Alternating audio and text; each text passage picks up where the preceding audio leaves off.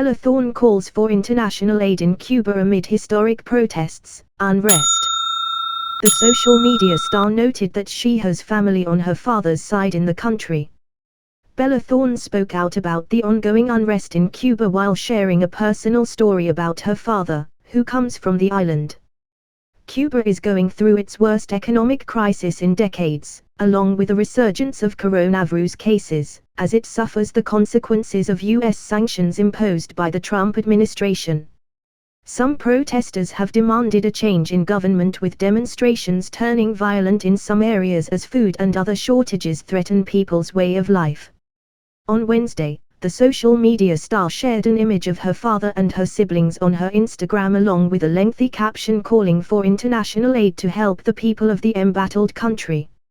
She began her post with a personal story about how her father's side of the family immigrated to the US from Cuba.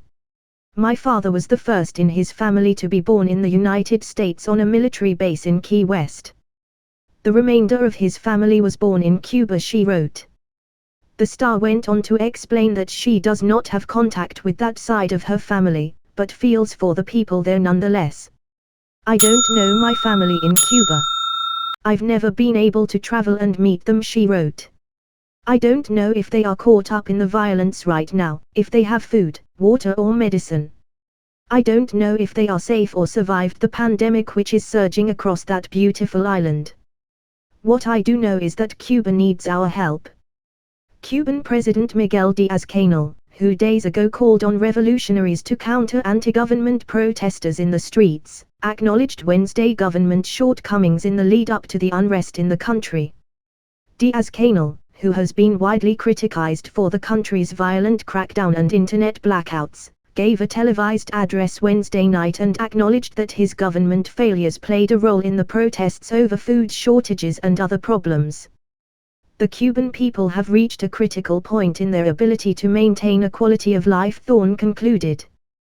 "Between the police violence, lack of basic human needs such as food and water, and the inability to control COVID outbreaks, the people are suffering and dying. We need to help them. They need international intervention. Please use your voice to bring awareness and ask the world to assist in the plight of the Cuban people." Thorne joins stars like Pitbull in calling for aid to the Cuban people in recent days.